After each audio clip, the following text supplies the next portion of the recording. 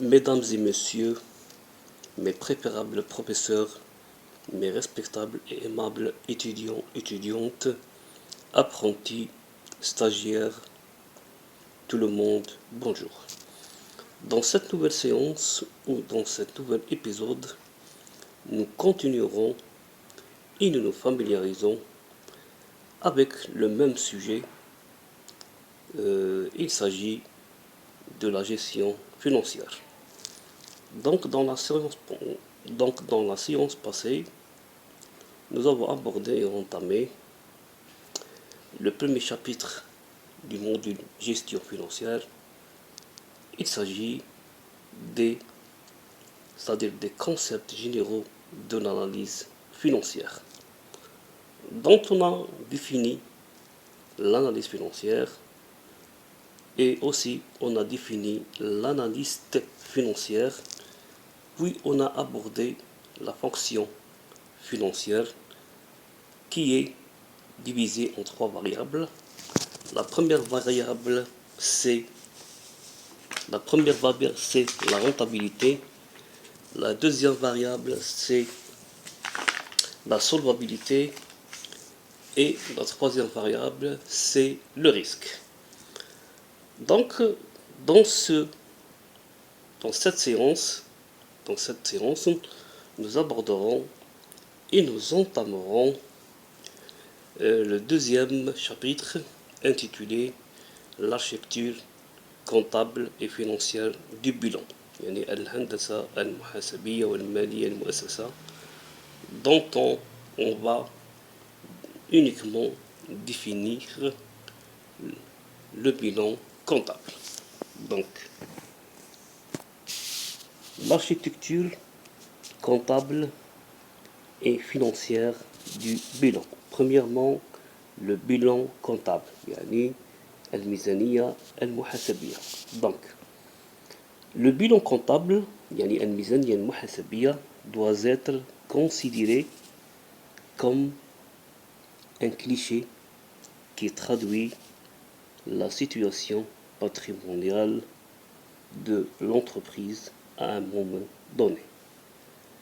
Il fournit un inventaire des emplois de toute nature, réels, financiers et monétaires, بمعنى الحقيقية مالية ونقدية, que l'entreprise possède, التي تمتلكها المؤسسة, ainsi وكذلك que les ressources qui ont permis à leur financement, وكذلك الموارد التي سمحت باستعمالها بالتمويل.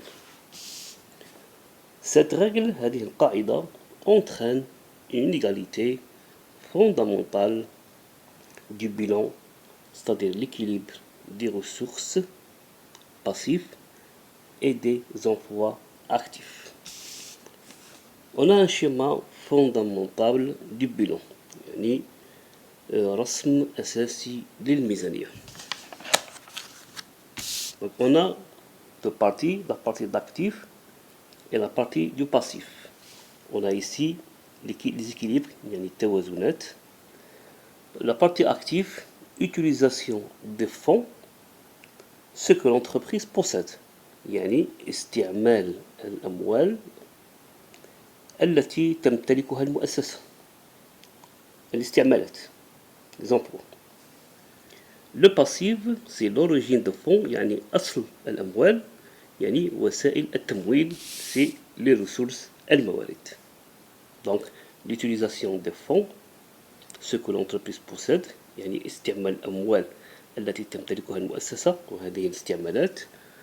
L'origine des fonds, moyens de financement, يعني أصل الأموال, يعني وسائل التموين et الموارد, les ressources. Donc le bilan est donc un instrument privilégié pour l'analyste. إذن هو الميزانية هي وسيلة يستعملها المحلل car il peut déterminer en détail l'origine des ressources et leur utilisation. Enfin, On vous remercie de votre attention, de votre suivi et de votre patience et de votre compréhension. On espère que cette notion ou cette définition a été bien maîtrisée, assimilée, comprise. Dans la séance prochaine, Inch'Allah, on va vous montrer la classification de l'actif comptable. Merci beaucoup. C'était avec vous le professeur M. Kifif Mohamed.